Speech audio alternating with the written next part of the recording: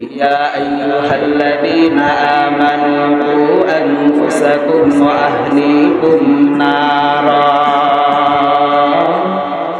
وقودها الناس والحجارة জাহান্নামের আগুন থেকে বাঁচার জন্য আল্লাহ বারবার বলেছেন وأما من خاف مقام ربه ونهى النفس عن الهوى فإن الجنة هي المأوى हर के दाराद खौफ हक दर्द मदा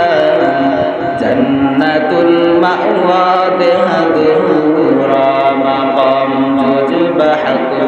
सीज मुखाज इंसुजा फजले उ आमस्त दर्जुला जहा জাহান্নামের আগুন থেকে বাঁচার জন্য আল্লাহ বারবার বলেছেন আল্লাহ করেন রে মানুষ হাসরের ময়দানটা বড় ভয়ঙ্কর হবে ওই দিন আমি আল্লাহর আদালত বড় ইনসাফের আদালত হবে ওই দিন আমার দরবারে দাঁড়াইয়া হিসাব দেওয়ার ভয়ে যদি বান্দা নিজেকে গুনাহের থেকে বাঁচাইতে পারো আমি আল্লাহ তোমাকে জান্নাতুল মাওয়া ঠিকানা হিসাবে দান করব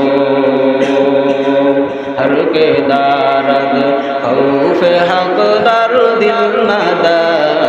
জান্নাতুল মাওয়া দেহদুরা মাকাম জুজ বাহক সে যে মুখাজ ইনসুজা ফজলে উ আমস্তে দরজুলা জাহা দুনিয়া থেকে নিজেকে গুনাহের থেকে বাঁচাও জাহান্নামের আগুন থেকে নিজেকে বাঁচাও দুনিয়ার আগুন আগুন জাহান্নামের আগুন আগুন দুনিয়ার আগুনের দ্বারা মানুষের বেশি উপকার হয় মাঝে মাঝে ক্ষতিও হয় আর জাহান্নামের আগুনটা এত ভয়ঙ্কর আগুন এটার জন্য মানুষের ক্ষতি ছাড়া কোনো লাভ হবে না এই জন্য আল্লাহ বলেন ও মুমিন জাহান্নামের আগুন থেকে নিজেকে বাঁচাও কারণ দুনিয়ার আগুনটা এত দুর্বল হাতে লাগলে হাত জ্বলবে পা জ্বলবে না পায়ে লাগলে পা জ্বলবে হাত জ্বলবে না আর জাহান্নামের আগুনটা এত শক্ত আগুন আল্লাতী তাত্তালিউ আলাল আফইদা জাহান্নামের আগুন শরীরের যে কোনো জায়গায় লাগা মাত্র কলিজা পর্যন্ত গুনাহ হয়ে যাবে এই জন্য আল্লাহ রাব্বুল আলামিন বলেন ও মুমিন জাহান্নামের আগুন থেকে নিজেকে বাঁচাও এবং তোমার আহলদেরকেও জাহান্নামের আগুন থেকে বাঁচাও দুনিয়ার আগুনটা এত দুর্বল জ্বালানোর জন্য নরম নরম জিনিস ব্যবহার করা হয় আর জাহান্নামের আগুনটা এত শক্ত আগুন আল্লাহ বলেন আমি জাহান্নামের আগুন জ্বালানোর ক্ষেত্রে মানুষ আর পাথর ব্যবহার করব এরে আল্লাহর বান্দা কোন মানুষ দিয়ে আল্লাহ জাহান্নামের আগুন জ্বালাবেন আল্লাহ নির্ধারিত করেন নাই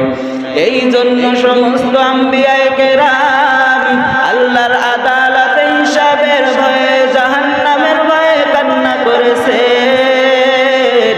সাহাবায়ে কেরাম জাহান্নামের ভয়ে কান্না করেছেন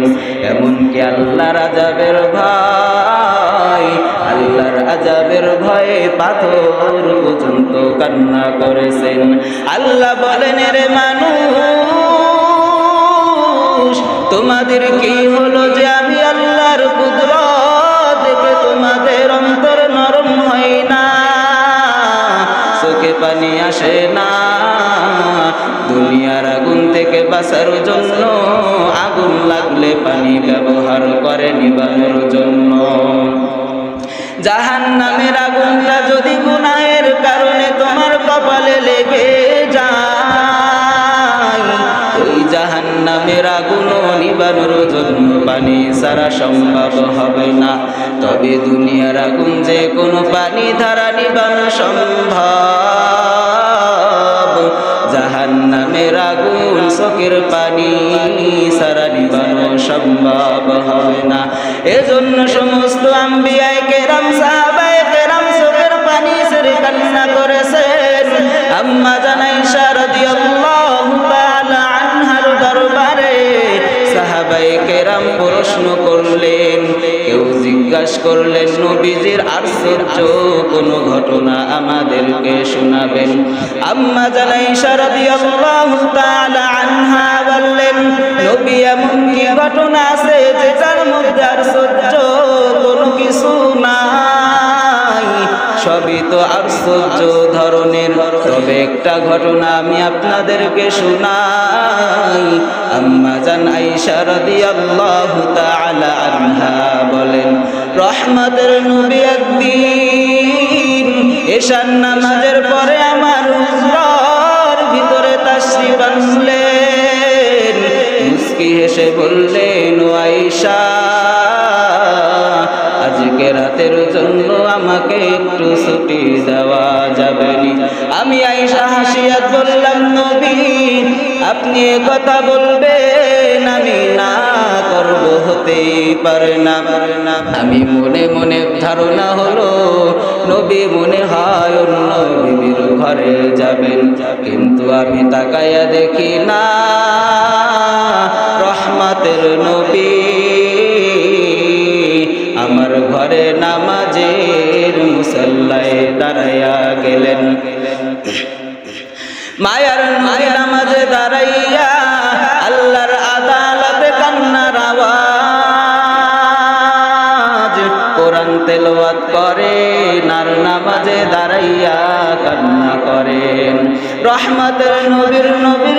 মধুর তেলাওয়াত আর কান্না আল্লাহর সাথে বান্দার মহাব্বত তৈরি করার জন্য দুইটা মাধ্যম হলো। এক হলো আল্লাহর কোরআনের তেলাওয়াত, আর দ্বিতীয় হলো নামাজ। আল্লাহ পাক রব্বুল আলামিনের দরবারে রহমতের নবী দাঁড়াইয়া কোরআন তেলাওয়াত করেন, আলহামদুলিল্লাহি রাব্বিল আলামিন আর রহমানির রহিম মালিকি ইয়াউমিদ্দিন ইয়্যাকা না'বুদু ওয়া ইয়্যাকা নাস্তাঈন ইহদিনাস সিরাতাল মুস্তাকিম সিরাতাল লাযীনা আন'আমতা আলাইহিম গায়রিল মাগদুবি আলাইহিম ওয়ালাদ-দাল্লিন।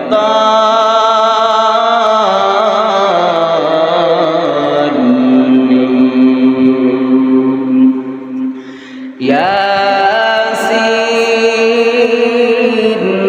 ওয়াল কুরআনিল হাকীম ইন্নাকা লামিনাল মুরসালিন আলা সিরাতিন মুস্তাকিম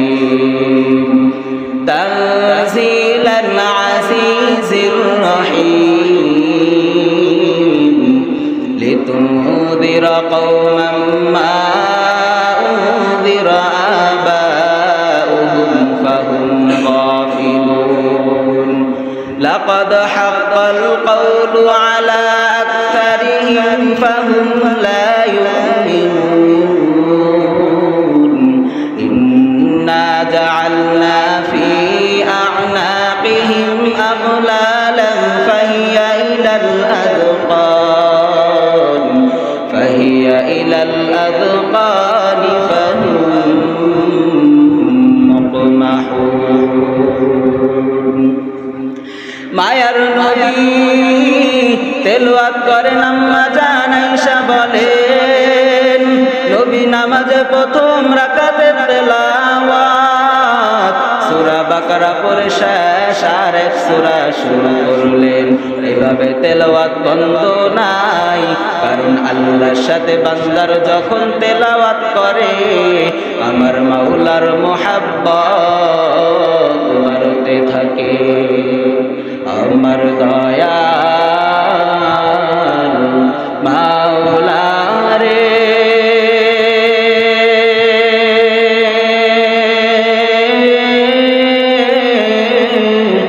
আমার মায়ার মাবুদ রে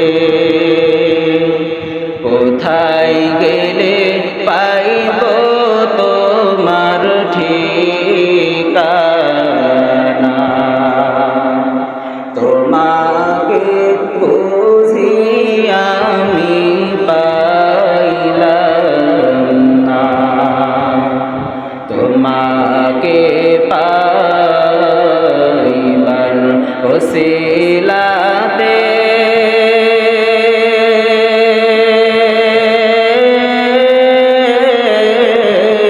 হাত দিলাম আমি পীরের হাতে পারবো নাকি জানতে মনের বাসনা আমার দয়াল মাওলা রে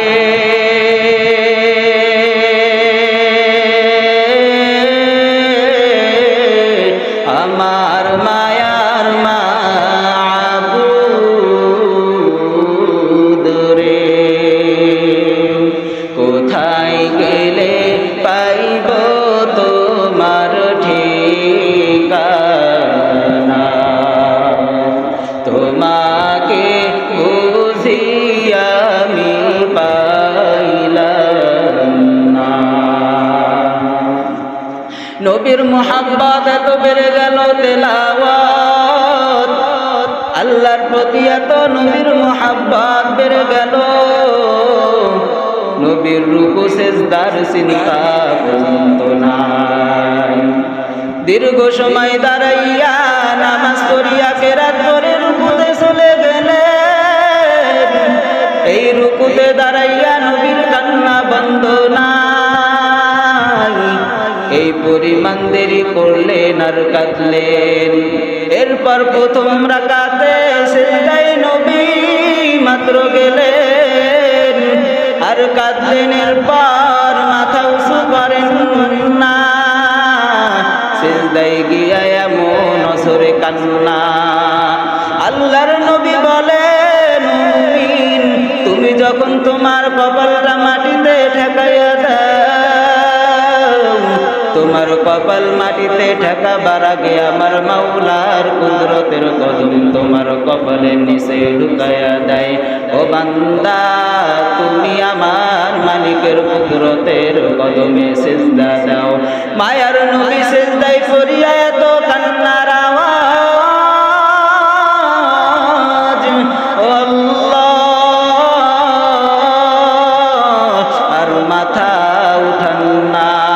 দ্বিতীয় সিজদায় নবী এখনো দেন নাই ইতিমধ্যে হযরত বেলালের ঘরের বাইরে থেকে আওয়াজ নবী আপনি রেডি হইছেন নবী ফজরের নামাজের সময় কাছাকাছি হয়ে গেল কি পরিমাণ আল্লাহর নবী নামাজে কাঁদলেন মাওলার মুহাব্বত পারা হয়ে গেছেন আল্লাহর মুহাব্বত তৈরি করা লাগবে আল্লাহর সাথে বান্দার মুহাব্বত যখন তৈরি হবে ওই বান্দা যখন দুনিয়াদারি আর কিছু ভালো লাগবে না